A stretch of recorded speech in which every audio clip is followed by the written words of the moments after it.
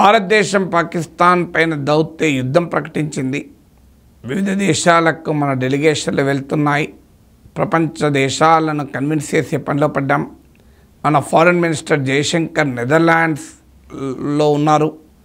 Netherlands కీలకం ఎందుకంటే China Turkey తర్వాత third largest supplier of arms last 5 years చూసుకుంటేనైతే సెకండ్ ఆఫ్టర్ చైనా నెదర్లాండ్సే biggest supplier of arms to Pakistan.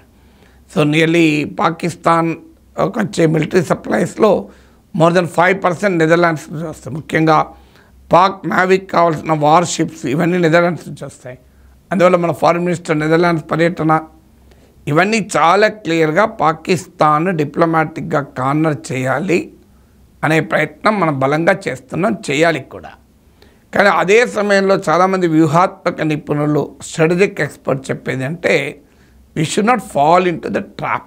అంటే పాకిస్తాన్ ట్రాప్ ఏంటి మనకి ఇది అర్థం కావాలంటే ఈ దక్షిణాసియాలో సౌత్ ఏషియాలో భారత్ పాక్ల మధ్య సమస్యను పాకిస్తాన్ ఎలా చూస్తోంది, భారతదేశం ఎలా చూస్తోంది. పాకిస్తాన్ ఏంటంటే దాని రక్షణ భద్రత అణు విధానం అంటే డిఫెన్స్, సెక్యూరిటీ, స్ట్రాటజిక్, న్యూక్లియర్ అన్ని పాలసీస్ కూడా ఇండియా సెంట్రిక్. వారికి వేరే ప్రపంచం లేదు, వేరే అంబిషన్ లేదు. నిరంతరం భారత వ్యతిరేకతతో బతికే దేశం Pakistan. So Pakistan nuclear doctrine చూస్తే మనకు ఎసెన్షియలీ ఇండియా సెంట్రిక్. భారత్ను అటాక్ చేయడానికి మేము వీటిని పెట్టుకొని కూర్చున్నాం. మీకు ఇటీవల వాళ్ళ మంత్రి కూడా అనీఫ్ అబ్బాస్ కానీ వారి రష్యాలో పాక్ రాయబారికి కానీ ఇతరులందరూ ఏం మాట్లాడారు, మా అణ్వాయుధాలు డిస్ప్లే కాదు, అవి భారత్ వైపు ఎక్కువ పెట్టి ఉన్నాయని మాట్లాడారు లేదా. అందువల్ల Pakistan nuclear doctrine India centric. Pakistan ఆయుధాలు సమకూర్చుకునేది భారత్ పైన ప్రయోగించడానికి. ఇప్పుడు అమెరికా నుంచి F-16 యుద్ధ విమానాలు కొన్నది. అమెరికా ఇచ్చినందుకు తీవ్రవాదంపై పోరాటానికి. దాన్ని ఎవరి మీద వాడుతున్నారు, మన దేశం పైన వాడుతున్నారు.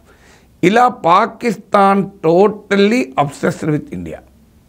ఇందుకు భిన్నంగా మన దేశం మన సెక్యూరిటీ డాక్ట్రిన్ కానీ, మన న్యూక్లియర్ పాలసీ కానీ, మన డిఫెన్స్ అండ్ స్ట్రాటజిక్ విజన్ కానీ it is not Pakistan centric. ఆ మాటకు it is not even China centric. అది ఏంటి మన ఉద్దేశము, మనం we want to emerge as a global power. ఈ ప్రాసెస్లో పాకిస్తాన్తో ఇష్యూస్ ఉండొచ్చు, చైనాతో ఇష్యూస్ ఉండొచ్చు. ఈ డిస్ప్యూట్స్ను లోకల్ డిస్ప్యూట్స్గానే పరిమితం చేసి గ్లోబల్గా ఒక ప్రధానమైన పాత్ర పోషించాలి అన్నది మన దేశ ఆలోచన. Captaincy is about making right decision whether on the field or off the field. इसलिए मैं कंट्री डिलाइट पर भरोसा करता हूँ. They deliver 100% pure buffalo milk to my doorstep by 7 AM. Don't just enjoy our matches. Enjoy village fresh buffalo milk too. Download the Country Delight app. United nations security కౌన్సిల్లో permanent member కావాలని G20కి నాయకత్వం వహించాం. So మనము ఇప్పటికి third largest economy త్వరలో కావాలని, $5 trillion economy కావాలని. So మన ambitions అన్నీ కూడా we want to be a global power. ఇలా స్పేస్ రంగంలో కానీ ఈవెన్ ఆర్టిఫిషియల్ ఇంటెలిజెన్స్ సొంత ఇండియన్ మోడల్ కొరకు ప్రయత్నం చేస్తున్నాం. సో మన మొత్తం విజన్ అంతా గ్లోబల్ విజన్. ప్రపంచంలో 2047 నాటికైనా మనము అత్యంత అభివృద్ధి చెందిన దేశంగా ఉండాలి అని. సో ఇది భారత్ లక్ష్యం. పాకిస్తాన్ లక్ష్యం ఏంటి, 2047లో పాకిస్తాన్ ఏం చేయాలి, 2037లో 30లో ఏం చేయాలి, ఇది కాదు పాకిస్తాన్ లక్ష్యం. ఎప్పుడైనా భారత్ ఏం చేయాలన్నదే వాడి లక్ష్యం. సో అందువల్ల ఈ డిఫరెన్స్ అర్థం చేసుకోకపోతే మనం పాకిస్తాన్ అబ్సెషన్లో పడిపోతాం. చాలామంది ఇప్పుడు ఒక వాదన చేస్తున్నారు, యుద్ధం కంటిన్యూ చేయాల్సి ఉండే కదా, పాకిస్తాన్ సంగతి తేల్చాల్సి ఉండే కదా అని. అది పాకిస్తాన్ కోరుకున్నది కూడా అదే. మాతో యుద్ధంలో వీడు ఇక్కడే ఉండిపోవాలి, వీడు గ్లోబల్ అంబిషన్స్ ఉండకూడదు, అందువల్ల మాతో కొట్లాడుకుంటూనే ఉండాలి. ఇది వాడి ప్లాన్. వాడి ప్లాన్కు మన ప్లాన్కు మధ్య అంత తేడా ఉంది. ఉదాహరణకు మీరు ఇద్దరు స్టూడెంట్లు అనుకుందాం.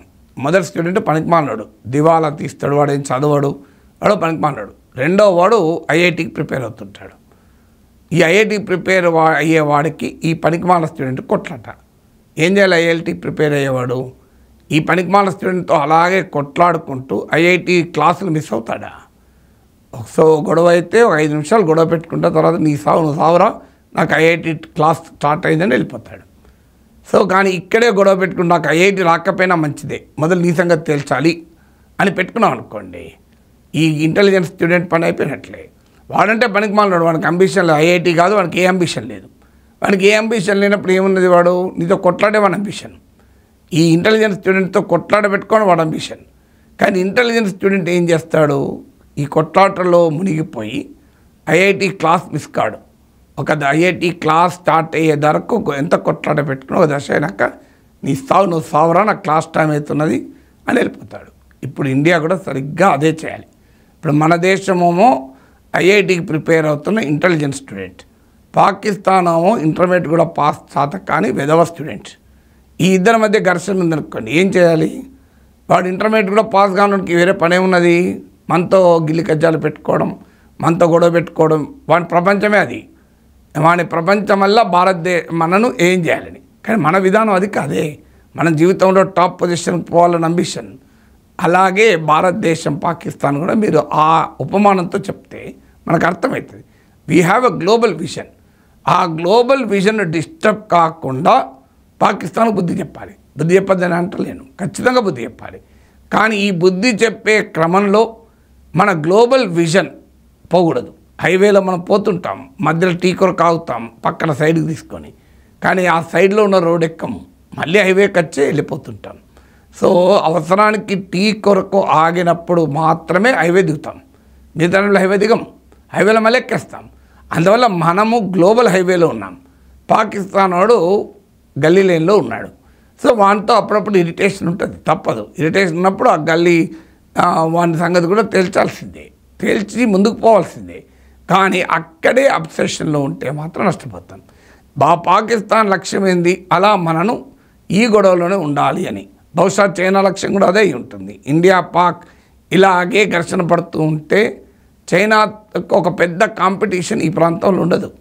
సో మనం మించిన కాంపిటీషన్ చైనా క్లియర్ ఎవరు? అమెరికా కూడా బహుశా అదే కోరుకుంటుంది. ఎందుకంటే ఇండియా పాకిస్తాన్ కొట్లాడుకుంటూ ఉండి 2 దేశాలు ట్రంప్ చుట్టూ అమెరికా చుట్టూ ప్రదక్షిణాలు చేస్తే మీరు మీ మధ్యవర్తిత్వం చేస్తాం, మీరు కాల్పులు జరపకుండా ఆపుతాం, కాల్పులు జరపకపోతే జరిపించుతాం, మీకు ఆయుధాలు ఇచ్చి ఈ పనంతా చేస్తుంటుంది. అందువల్ల మనము ప్రపంచంలో చాలా దేశాలకు భారతదేశం ఎదగడం అనేది కాంపిటీషన్గా ఉండవచ్చు. ఇప్పుడు అమెరికా లాంటి దేశానికి మనం పోటీ రావాలని ఆ కోరుకోరు కదా. సో అందువల్ల మనము ఈ గ్లోబల్ అంబిషన్స్ అనే లక్ష్యానికి ఎలాంటి దెబ్బ తగలకుండా లోకల్ డిస్ప్యూట్ను మనం ఎదుర్కోవాలి. లోకల్ డిస్ప్యూట్ ఖచ్చితంగా ఎదుర్కోవాలి, కానీ లార్జర్ విజన్ వదిలేయకూడదు. లార్జర్ విజన్ పేరిట లోకల్ డిస్ప్యూట్ ఇగ్నోర్ చేస్తే ఈ న్యూసెన్స్ చాలా ఎక్కువగా ఉంటుంది. సో ఈ న్యూసెన్స్ను ఫిక్స్ చేయాల్సిందే.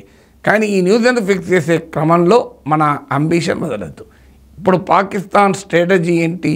మనను ఇక్కడే ఉంచాలని. అమెరికా స్ట్రాటజీ ఏంటి? రీఐఫనేటింగ్, అంటే భారత్ పాక్లు రెండింటిని సౌత్ ఏషియాలో కొట్టుకొనే గొడవ పడుతున్న దేశాలుగా చూడదలుచుకున్నారు. ఇది మన గ్లోబల్ ఇమేజ్కు నష్టం. పాకిస్తాన్ ఇండియా మధ్య కాదు ఘర్షణ, ఇంటర్నేషనల్ రూల్ ఆఫ్ లాకు తీవ్రవాదానికి మధ్య జరుగుతున్న ఘర్షణ. ఇండియా పాకిస్తాన్తో ఉన్న లోకల్ సమస్యతో మనం వరల్డ్ డిప్లొమసీలోకి వెళ్ళడం లేదు. ప్రపంచ దేశాలకు వెళ్తున్న మన నాయకులు కూడా ప్రపంచానికి చెప్పాల్సింది, మేము మీ దగ్గరికి వచ్చింది ఏదో పాకిస్తాన్ పైన మా బాధలు చెప్పుకోవటానికి కాదు, పాకిస్తాన్ గురించి చెప్పడానికి మాత్రమే కాదు, మాకు పాకిస్తాన్కు మధ్యలో ఉన్న ఘర్షణగా దీన్ని చూడకండి. దీన్ని ఎలా చూడాలి? మానవాళికి తీవ్రవాదానికి మధ్య జరుగుతున్న ఘర్షణగా, మానవ నాగరికతకు పాకిస్తాన్ తీవ్రవాదానికి మధ్య జరుగుతున్న ఘర్షణగా, ఒక హెల్తీ గ్లోబల్ ఆర్డర్కు ఒక టెర్రర్ స్టేట్కు మధ్య జరుగుతున్న ఘర్షణగా చూడండి అని మనం కన్విన్స్ చేయగలగాలి. మన ఇండియా పాకిస్తాన్ వివాదంగా మాత్రమే ఉండకూడదు. ఒసామా బిన్ లాడెన్ పాకిస్తాన్ దాచింది, భారతదేశం కూడా దాచిందా? ఎవరికొరకు దాచింది? అందువల్ల పాకిస్తాన్ అనేది మనకు హెడేక్ కావచ్చు, కానీ ఆ హెడేక్ మనము లోకల్ డిస్ప్యూట్ను కంటైన్ చేస్తూనే మన గ్లోబల్ విజన్ వదులుకోవద్దు. పాకిస్తాన్ ఇండియాకు థ్రెట్ కాదు, ప్రపంచానికి థ్రెట్గా మనం గ్లోబల్ డిప్లొమసీలో ఎక్స్పోజ్ చేయగలగాలి.